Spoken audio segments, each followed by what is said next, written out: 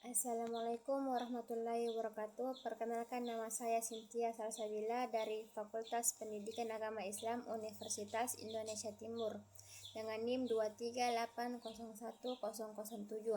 Di sini saya akan membawakan materi mengenai pengembangan instrumen evaluasi jenis tes dan non-tes di mata kuliah evaluasi pembelajaran.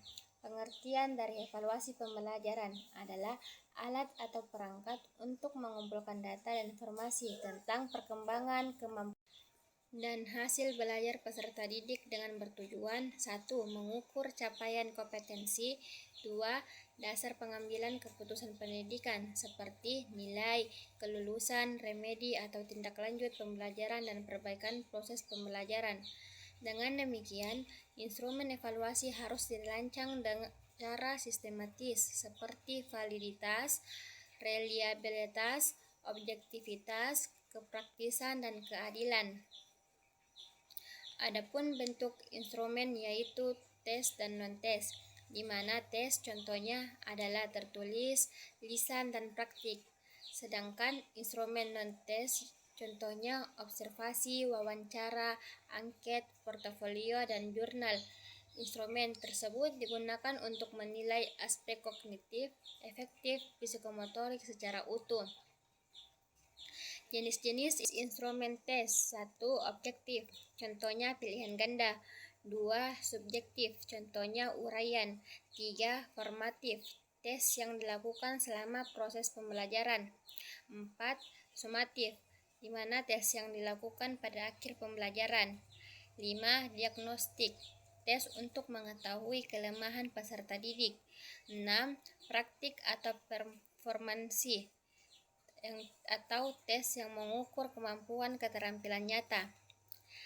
Jenis-jenis instrumen non-tes. 1. Observasi, yaitu penilaian melalui pengamatan perilaku siswa secara langsung dengan menggunakan rating scale. 2. Angket, untuk mengetahui pendapat atau sikap peserta didik tentang suatu hal. 3. Wawancara, yaitu percakapan tanya jawab yang bertujuan untuk menggali informasi lebih dalam. 4. Portofolio, menilai perkembangan pelajar secara nyata.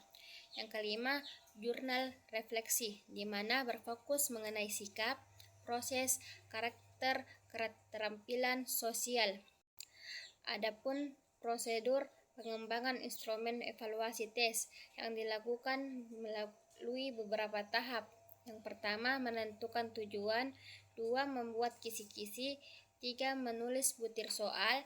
Yang keempat, review, melakukan penelaahan dari aspek materi, konstruktif, dan bahasa. Yang kelima, uji coba untuk melihat kualitas butir soal.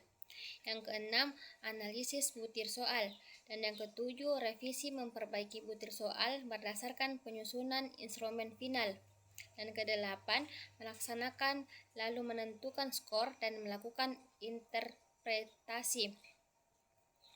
Prosedur instrumen evaluasi non-tes, tahapannya yaitu 1.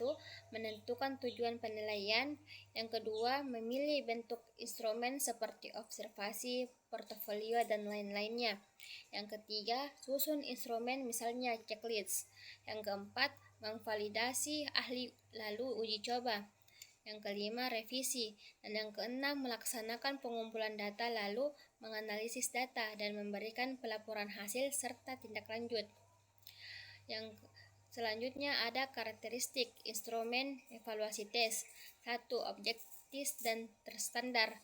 2. Valid dan reliable. Ketiga, menyajikan bahasa yang jelas dan tidak ambigu. Yang keempat, representatif atau mengikuti kisi-kisi. Kelima, mencakup level kognitif, bukan hanya mengukur ingatan atau C1, tetapi juga pemahaman aplikasi, analisis, sintesis, dan evaluasi atau C6. Yang keenam, merubrik penilaian yang jelas. Selanjutnya ada karakteristik instrumen evaluasi non-tes. Yang pertama itu ada mengukur aspek efektif dan psikomotorik. Yang kedua, bersifat kualitatif dan deskriptif. Yang ketiga, fleksibel dan kontekstual. Yang keempat, authentic assessment atau bersifat nyata. Yang kelima, berfokus pada proses dan perkembangan. Dan yang keenam, butuh kepekaan dan konsisten penilaian. Adapun kesimpulannya yaitu instrumen yang baik akan menghasilkan evaluasi yang akurat sehingga pembelajaran menjadi bermakna.